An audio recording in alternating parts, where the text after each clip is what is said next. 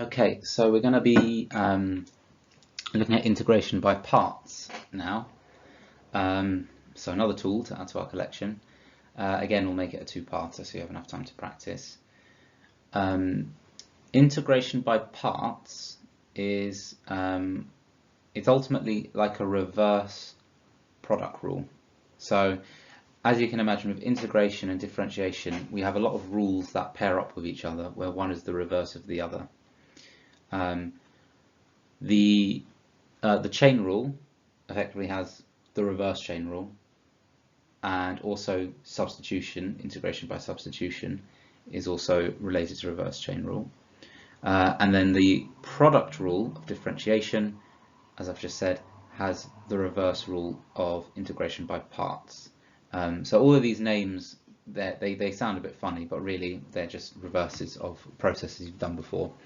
So since integration by parts is a reversal of product rule, let's just remind ourselves of product rule for a moment, have a quick go at this derivative, see if you can find the answer. Please pause me before I reveal it. Okay, so I'm going to do this with a minimum amount of working, so I'm not going to be writing U's and V's. You can do that if you want to. However, I would argue that this particular expression is at the level where you can start to do it without U's and V's. So we're going to do the left. Well, I'll call that the left and the right, just to be clear what I'm talking about. So the left times the derivative of the right, which is 2x minus 2. And then I'm going to do plus the left, the derivative of the left, which is the same thing, times the right. And in this case, conveniently, or perhaps by design, 2x minus 2 is exactly the negative of minus 2x plus 2. So if we collect terms, we're going to get a whole lot of cancellation, right? We're going to get this. So all of that cancels, and we end up with x squared e to the x. That's it. That's the derivative. So the question then is, and you'll see this is one of the examples, how would we reverse this process? And it does look quite different actually. If I was given x squared e to the x, we've just shown the integral exists. But how would we actually have found that? That seems very complicated, because so much stuff cancels away, it's almost like you've lost the original working. You can't see it anymore. There's no way for a moment, even I myself, I would look at this and immediately think, oh yeah, it's going to give me an x squared minus 2x plus 2 when I integrate it. So where is all that information coming from? So that's where we need to use integration by parts to help us unpick these expressions and integrate them. So integration by parts, it's effectively a formula, much like product rule is a kind of formula, but we are going to derive it directly before we even use it. I don't think it's too complicated, and I think it should be, it should make a lot more sense, because the formula looks a little bit weird if you don't know where it's come from.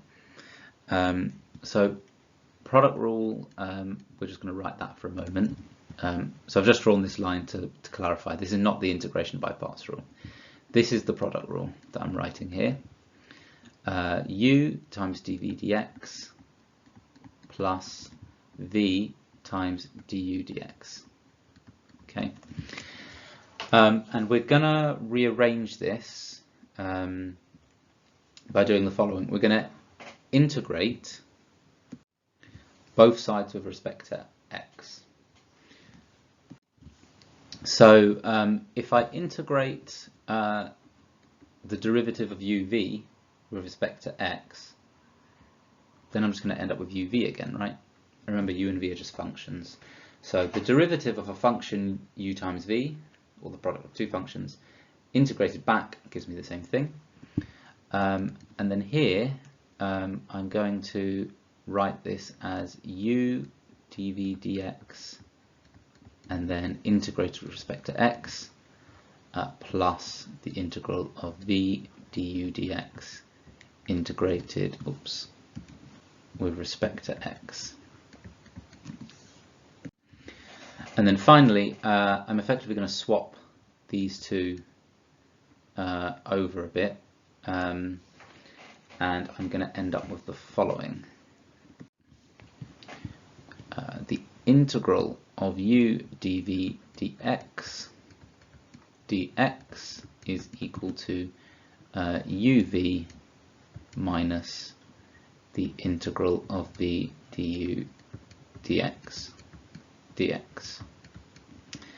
Okay, and this thing is the integration by parts formula, effectively, or equation, however you want to put it. At this, it might seem a little bit pointless. Why have we done this rearrangement and ended up with something that doesn't look that helpful? But we'll see in a moment why it can be quite helpful. What this is effectively going to be used, or how this is effectively going to be used, is that this thing here is going to be, our question or / problem, right?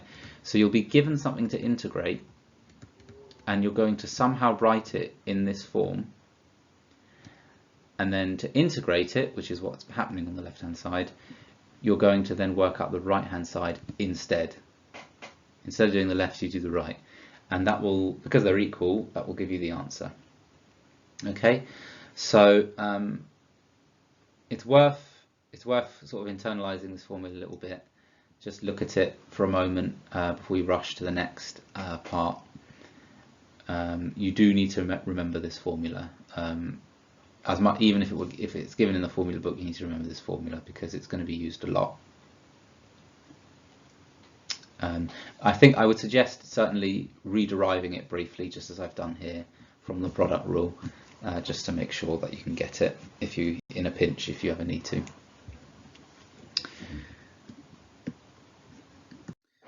Okay, so yeah, let's try using this rule. I think by using it, we'll start to understand it better. And I'm just going to write it again, actually, up here. So u, and instead of dv dx, I'm just going to write v dash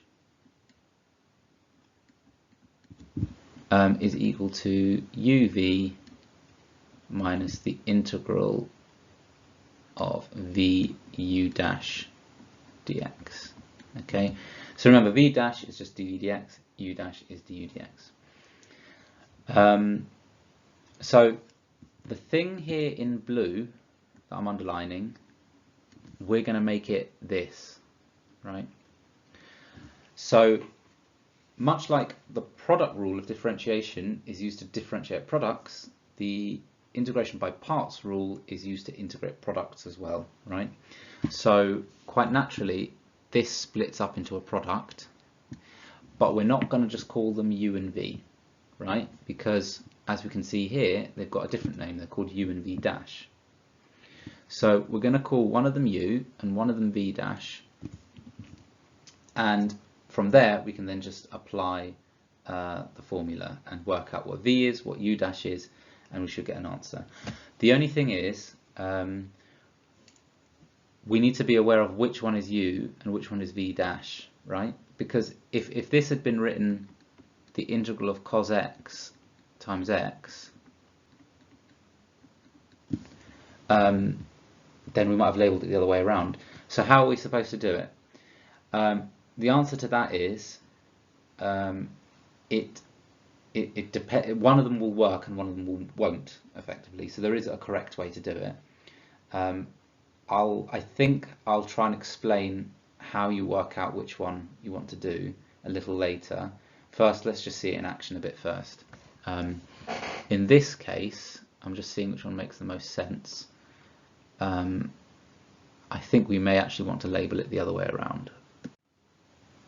Do we actually? No, I'll keep it this way. Right, so we'll call x u. Just make this clear. So x is going to be our u, cos x is going to be our v dash. So let's write that explicitly. And I tend to write it this way on these levels because now we're going to work out v and we're going to work out u dash. So they have their sort of opposite pairing. X, when I differentiate it, goes to 1. V dash, when I integrate it, goes up to sine x. Okay, and now we take all this information and we go over to this bit here on the right hand side. So what is u times v? It's x sine x. What is v u dash? It's sine x times 1. And therefore the integral of vu dash is equal to the integral of sine x, which is minus cos x. So then finally this thing here on the right is equal to x sine x minus cos x.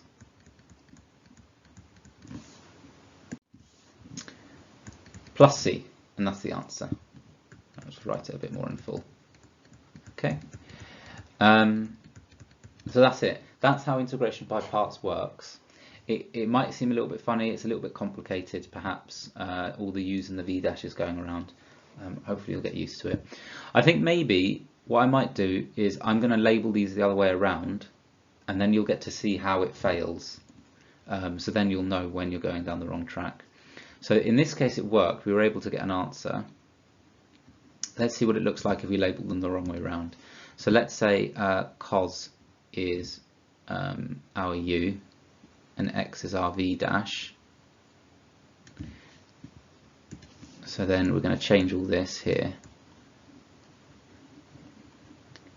And let's just get rid of that. So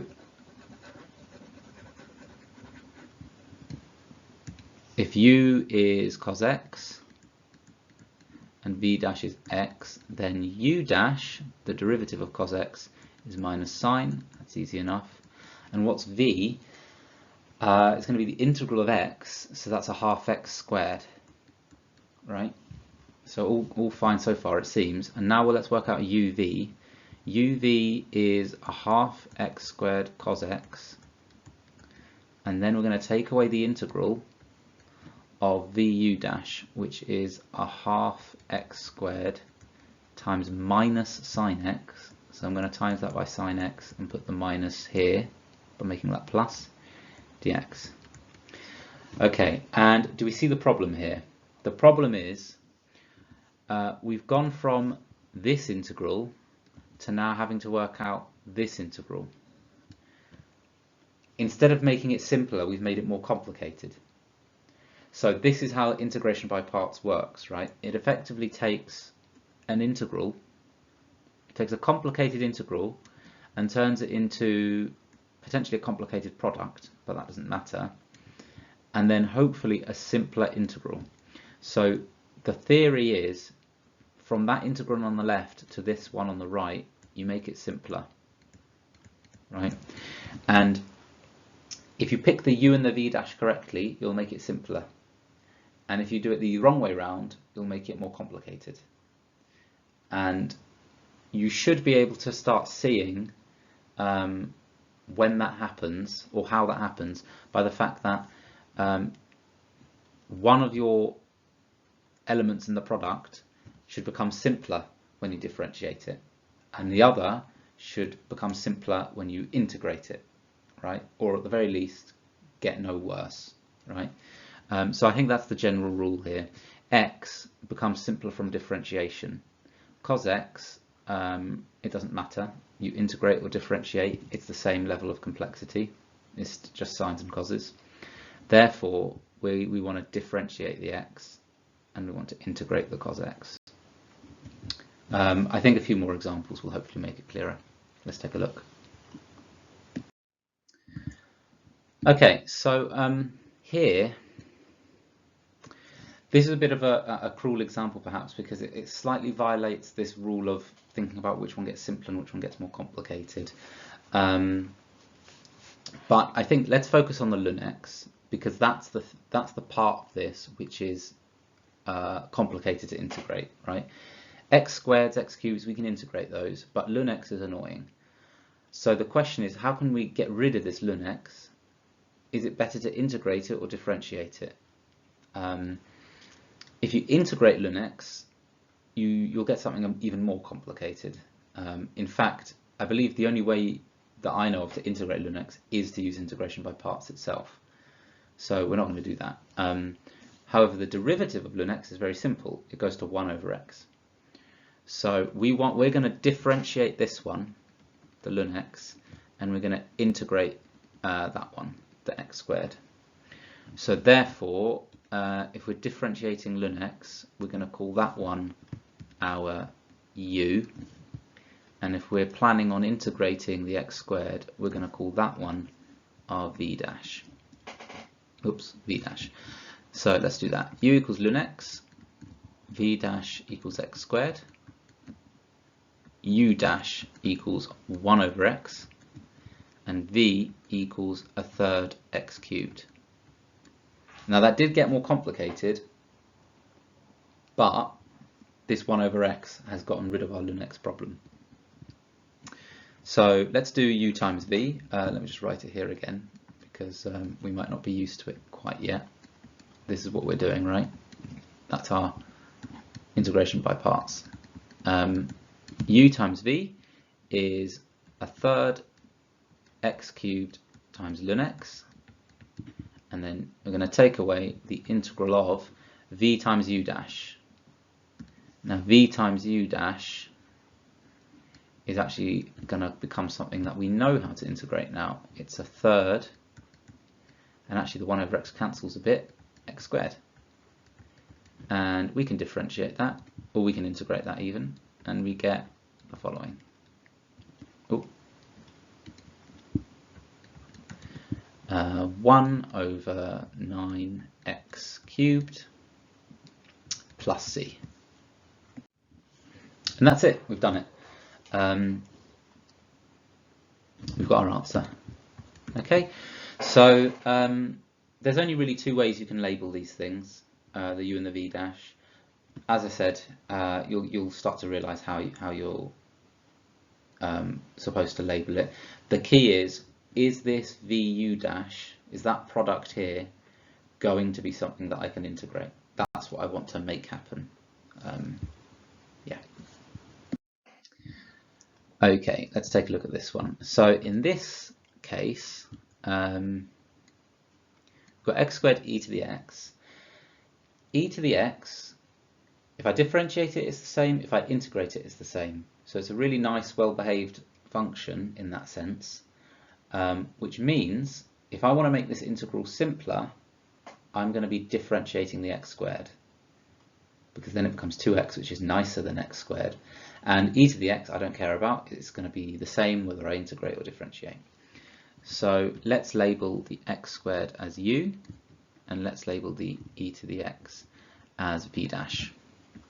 So now u equals x squared, v dash equals e to the x. V is the same at e to the x. U dash equals 2x. And in that case we get, I'll write it again here,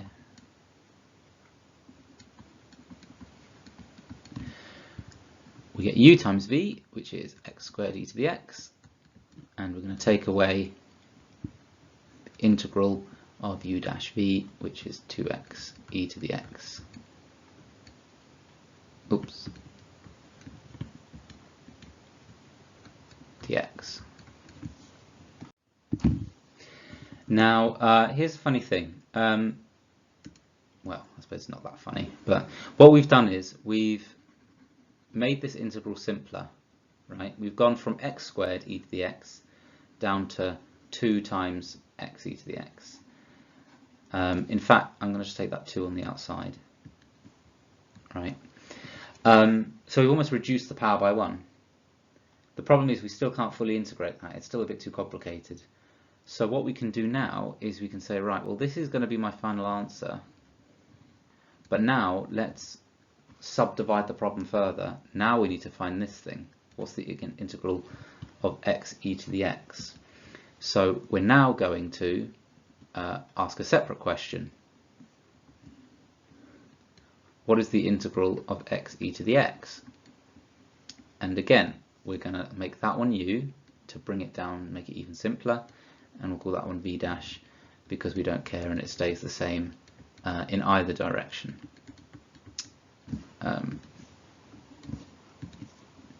Let's then differentiate u, integrate v dash to get back up to v, and then here we get an answer of u times v is x e to the x minus, always minus, the integral of u dash v, which is 1 times e to the x. And finally, we've simplified it enough, this integral, we can now do it.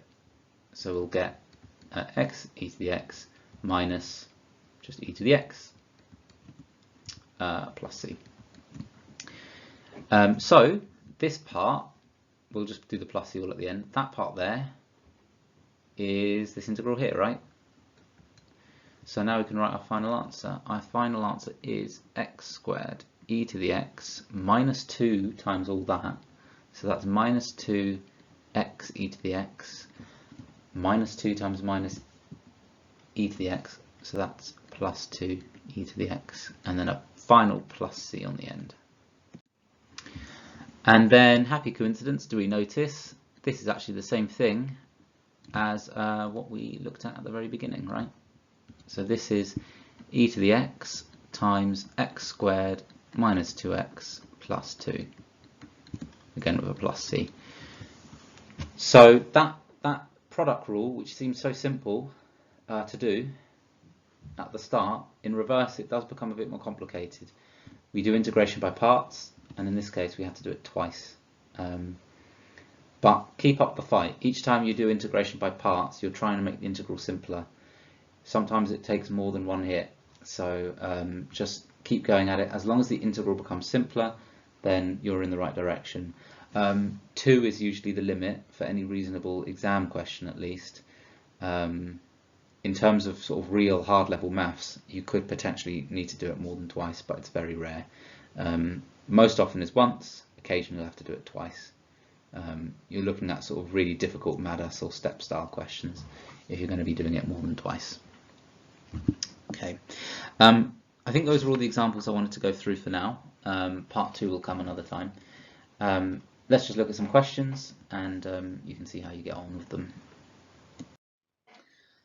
Okay, so single page. Question 1, you've got x's mixed with a bit of trig. Keep in mind that trig functions tend to not change complexity in either direction, whereas x does in fact get simpler when you differentiate it. Then part 3, you've got a little bit more of a mixture of polynomials, and then finally 5, you've got a little bit of a comparison here, a bit of an investigation. How does changing the power in the product affect it? From what we've just seen, you can probably tell for 5b you may have to end up doing integration by parts twice, but you see how you do with that.